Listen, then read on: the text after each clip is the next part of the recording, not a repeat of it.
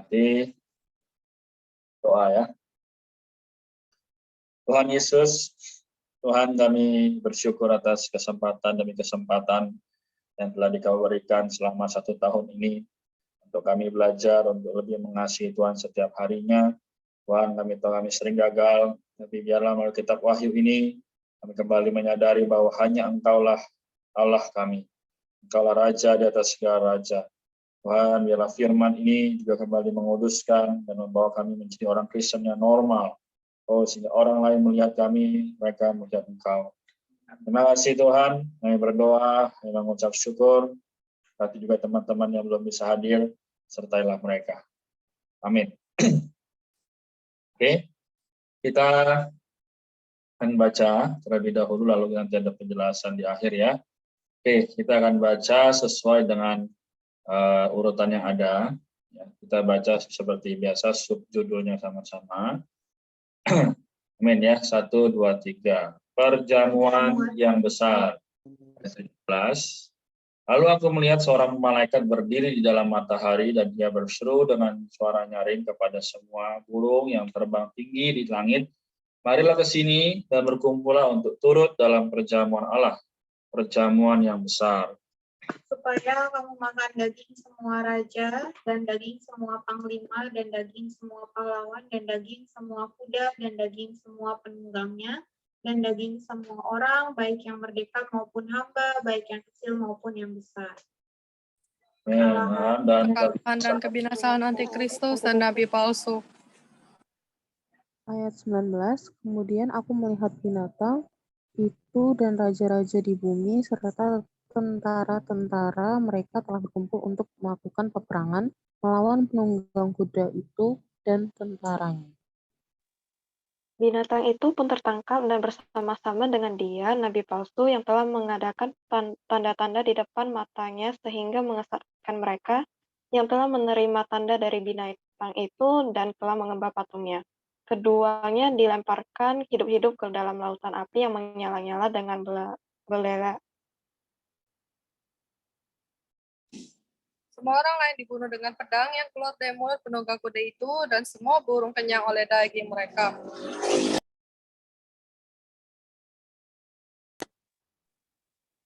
Amin. Pemenjaraan selama 1000 tahun. Lalu aku melihat seorang malaikat turun dari surga memegang anak kunci jurang maut dan suatu rantai besar di tangannya. Ia menangkap naga, si ular tua itu, yaitu iblis dan Satan. Ia mengikatnya selama 1000 tahun. B. Dalam jurang maut. Dan melemparkan ke dalam jurang maut dan menutup jurang maut itu dan memeteraikan di atasnya supaya ia jangan lagi menyesatkan bangsa-bangsa sebelum berakhir masa 1000 tahun itu. Setelah itu ia akan dilepaskan untuk sedikit waktu lamanya. Oke. Kerajaan 1000 tahun dalam kebangkitan yang terbaik. Silakan Marta ayat 4. Saya ya. Oke. Lalu aku melihat tahta-tahta dan orang-orang yang duduk di atasnya, kepada mereka diserahkan kuasa untuk menghakimi. Aku juga melihat jiwa-jiwa mereka yang telah dipenggal kepalanya karena kesaksian tentang Yesus dan karena firman Allah, yang tidak menyembah binatang itu dan patungnya, dan yang tidak juga menerima tandanya pada dahi dan tangan mereka. Dan mereka hidup kembali dan memerintah sebagai raja bersama-sama dengan Kristus untuk masa 1000 tahun. Tapi orang-orang mati lainnya tidak bangkit sebelum berakhir masa yang 1000 tahun itu. Inilah kebangkitan pertama. Dengan jabatan imam dan raja. Jabatan imam dan raja 1000 tahun. Berbahagialah dan kuduslah orang yang mendapat bagian dalam kebangkitan pertama itu. Kematian yang kedua tidak berkuasa lagi atas mereka, tetapi mereka akan menjadi imam-imam Allah dan Kristus, dan mereka akan memerintah sebagai raja bersama-sama dengan dia selama 1000 tahun. Amin. Oke, Tuhan ya. Jadi sebenarnya kalau kita baca dengan teliti di ayat 6 ini di ayat 6 ditutup ya. Juga tadi dibuka di ayat 17. adalah fakta yang sangat menyentuhkan jiwa ya harusnya.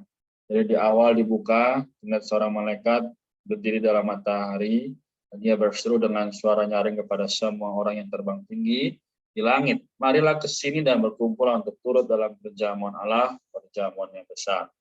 Yang sangat baik. Ayat 6 tadi ditutup dengan berbagi dan kuduslah orang yang mendapat bagian dalam kebangkitan pertama itu. Kematian yang kedua tidak berkuasa lagi atas mereka, tetapi mereka akan menjadi imam-imam Allah dan Kristus.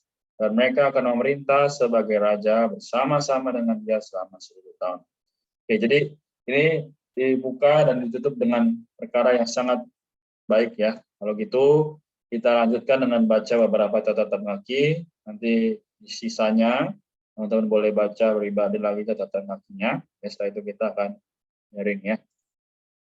Oke, kita baca 17:1 ya. Oke, kita lanjutkan dulu tadi dari Maria ya. Sekarang Erlin. 17. Perjamuan besar Allah berlawanan dengan perjamuan nikah anak domba.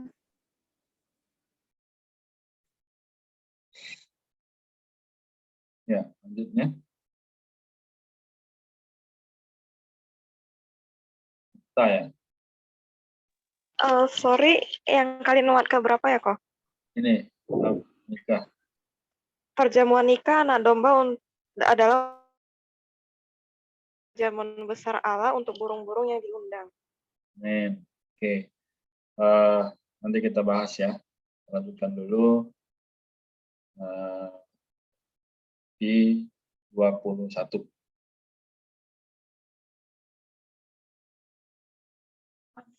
Kita ya. Antikristus dan nabi palsu akan menjadi yang pertama dilempar.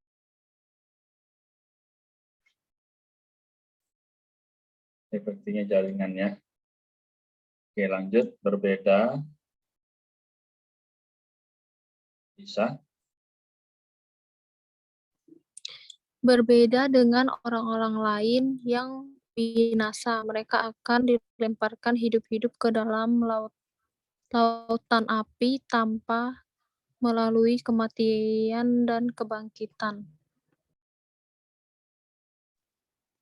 Sampai di sini kita bisa nampak begitu sangkakala ketujuh ditiup pada hari yang sama, yaitu hari terakhir dari kesusahan besar, akan terjadi beberapa hal di bawah ini.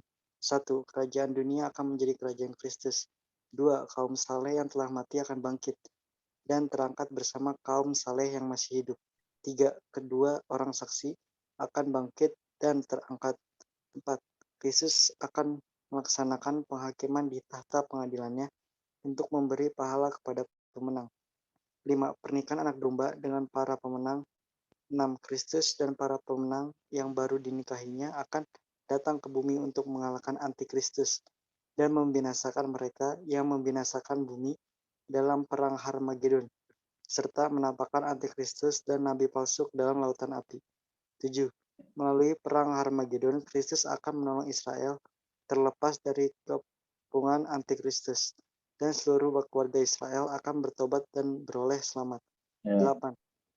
Babel besar material akan dimusnahkan. Dan 9. Pada saat yang sama, ketujuh cawan akan ditumpahkan. Amin. Ini sangat baik ya. Jadi dari ke-9 ya fakta ini perlu kita ingat juga garis bawahi bahwa ini semua akan terjadi pada saat hari terakhir dari kesusahan besar ya. Jadi nanti kita tidak tahu kapan kesusahan besar terjadi, tapi yang pasti 9 hal ini akan terjadi ya. Tadi Niko sudah bacakan ya. Oke, kita lanjutkan lagi mungkin ya 9 selesai tadi. Tadi sudah sampai akhir ya Niko ya? Belum, Kak. Oh belum. Oke, silakan lanjutkan berarti Lady. Perang Harmagedon akan terjadi pada cawan yang ke-6. Berbagai macam bencana dari ketujuh cawan ini akan dilaksanakan oleh Allah pada hari yang sama. Mungkin pada waktu terjadinya beberapa perkara positif yang disebutkan di depan. Amin. Oke, sorry ya. Tadi ada kelupaan ya. Baik.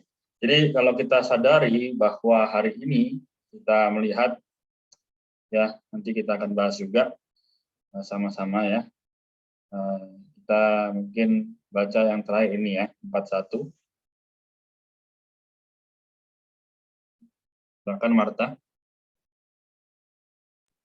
Orang-orang yang duduk di atas tahta ialah para pemenang.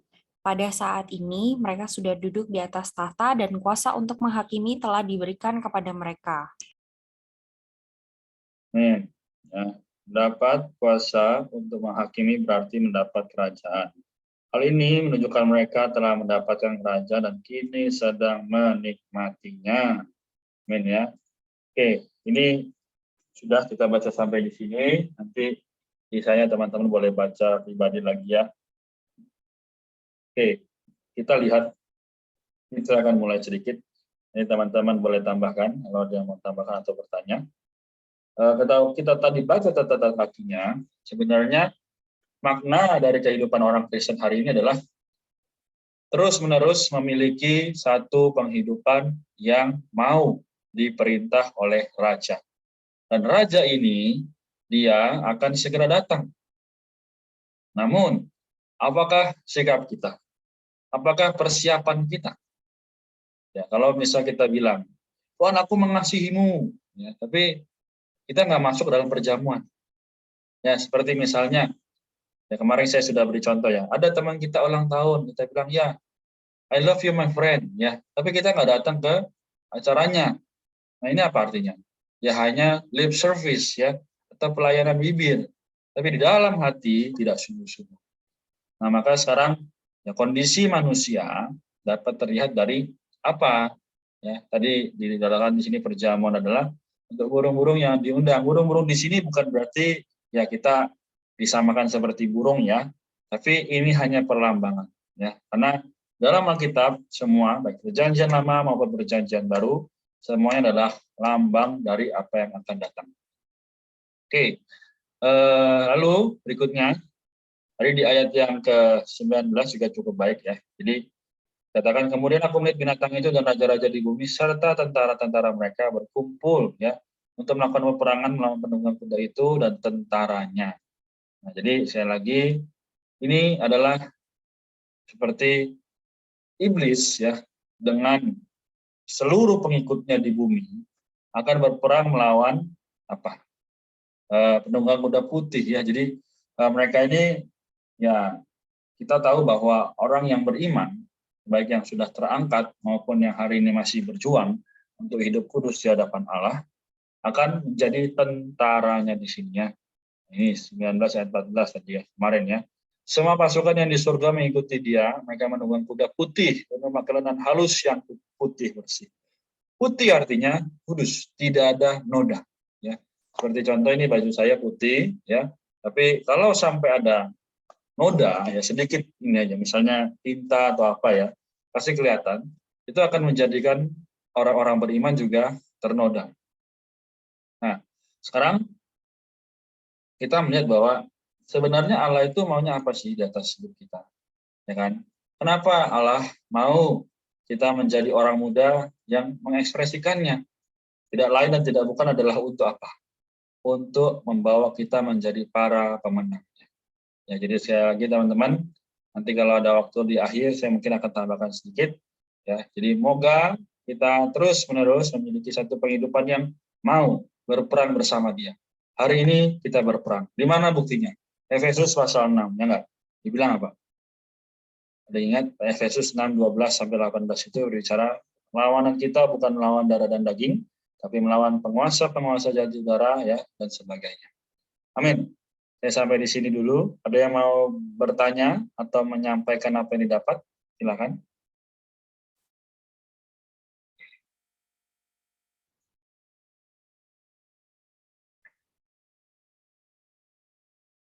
Oke, saya hitung 1 sampai 5 ya. Kalau ada silakan ya. Jangan ragu. 1, 2, 3, 4, 5. Oke, mungkin ada yang bingung. Kalau yang bingung mungkin boleh raise hand. Bingung di bagian yang mana? Atau sudah jelas? Kalau sudah jelas boleh beri tanda jempolnya. Supaya saya ini tahu ya, ini semua gelap soalnya. Ya, Marta jelas. Niko, Rika jelas. Herlin oke. Ya, Lady oke. Kita, Lisa? Ya, oke, berarti saya nggak terlalu cepat ya. Baik, kalau gitu, mungkin saya yang tanya ya. Saya tanya. Mungkin ada yang bisa jawab. Oke, di ayat 21 kan dibilang, semua orang lain diburu dengan pedang yang keluar dari mulut penunggang kuda itu. Dan semua burung kenyang oleh daging mereka. Nah, ini di sini daging ini maksudnya dagingnya apa? Daging siapa dan kenapa? Gitu.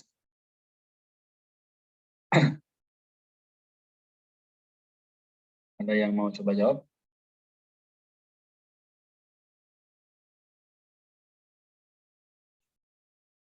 Oke, ya kalau gitu saya bantu ya. Teman-teman sekalian, lihat 19-21 sebenarnya sudah tertera semua. Ya. Jadi di sini adalah orang lain diburu dengan pedang adalah orang-orang yang bukan pengikut Kristus. Yaitu apa? Yang di ayat 20 ya. Mereka apa? Telah menerima tanda dari binatang itu dan telah menyembah patung. Ya, hari ini memang belum terjadi, tapi pasti akan terjadi. Di mana ya kita lihat di pasal-pasal awal bahwa banyak orang akan tersesat atau terbawa oleh pengajaran-pengajaran yang tidak seharusnya. Ya, karena ada mujizat, ada penyembuhan, ya, ada yang kalau kemarin ada binatang yang luka tapi tiba-tiba lukanya bisa sembuh, ya. Itu semua adalah mujizat dari orang-orang yang seharusnya ini yang dilemparkan hidup-hidup ke dalam lautan api yang menyala-nyala dengan belerang. Ini adalah penghukuman. Jadi teman-teman sekalian, kalau misalnya kita lihat, kalau kita biasa lihat storyline-nya, atau sekarang tuh kalau di line itu apa namanya, FUM ya. Nah ini menandakan bahwa orang sudah mulai kehilangan sense of spiritual. Nah, jadi rasa spiritual, kerohaniannya itu sudah mulai hilang. Karena apa? Karena semakin lama mereka tidak mau mengejar Kristus, maka yang terjadi adalah apa? Banyak hal bisa masuk ke dalam kita. Enggak? Berita, ya, sosial media, sosialita, bahkan ada sebutan FOMO. Ada yang tahu singkatan FOMO apa? Fear of missing out. Yes, thank you Axel ya. Fear of missing out. Jadi orang lain mau kemana-mana, ikut aku nggak bisa ikut ya, aku nggak bisa ikutin. Akhirnya, oh, aku mau coba deh, coba. Akhirnya mulai merasa, oh tidak perlu Yesus, ya tidak perlu hal yang rohani, sehingga mengerjakan segala sesuatu berdasarkan kepentingannya sendiri. Lalu kita lihat ya di pasal 20 ya, di ayat 3. Ini juga perlu menjadi dorongan bagi kita supaya tidak sama seperti demikian. Katakan apa? Kita baca sama-sama bagi yang bisa. Dan melemparkannya ke dalam jurang maut dan menutup jurang maut itu dan memeteraikannya di atasnya supaya ia jangan lagi menyesatkan bangsa-bangsa sebelum berakhir masa 1000 tahun itu. Setelah itu ia akan dilepaskan untuk sedikit waktu lama. So, iblis ya nanti akan dilemparkan dalam jurang maut dan segala pengikutnya. Pengikutnya adalah siapa? Antikristus. Orang-orang yang tidak benar-benar dan sungguh-sungguh mengejar Kristus. Kita sudah terus berusaha mengingatkan ya. Mungkin teman-teman ya, ada juga teman-teman kita yang mungkin kita sudah ingatkan, ayo baca kitab, kita berdoa, tapi kayaknya nggak penting lah. Itu juga nggak bisa buat saya sukses, misalnya. Atau itu juga nggak bisa buat saya bahagia, misalnya. Itulah yang menjadi apa? Tanda kutip antikristus. Ya, apa? Ungodliness ya, kalau di bahasa Inggris dibilang apa? Orang-orang fasik. Ya. Mereka adalah orang-orang yang tidak sungguh-sungguh. Maka hari ini ketika kita punya kesempatan, gunakanlah kesempatan itu baik-baik, baik secara pribadi maupun bersama-sama, kejarlah Kristus yang ada. Supaya apa? bukan lagi kita, tapi Kristus yang hidup, yang akan membawa kita semakin hari mengasihi Tuhan. Kan ada lagu ya, saya lupa ya. Jadi kalau teman-teman ingat, betapa hatiku berterima kasih Yesus, Kau mengasihiku, Kau memilikiku. Kau bilang apa? Hanya ini Tuhan persembahanku, hanya ini Tuhan jiwa dan ragaku, dan seperti itu ya. Tapi teman-teman, ini semua perlu menjadi satu sasaran, tujuan. Kita punya goalnya adalah kita semakin hari dibangkitkan bersama-sama dengan Kristus. Amin ya. Saya rasa cukup kita sampai di sini. Kalau teman-teman ada pertanyaan atau ada yang mau di-sharingkan lagi, silakan sharing atau tanya di grup. Kita pasti akan coba jawab. Baik, nah, sampai di sini. Apakah ada yang bersukarela untuk mendoakan kita semua?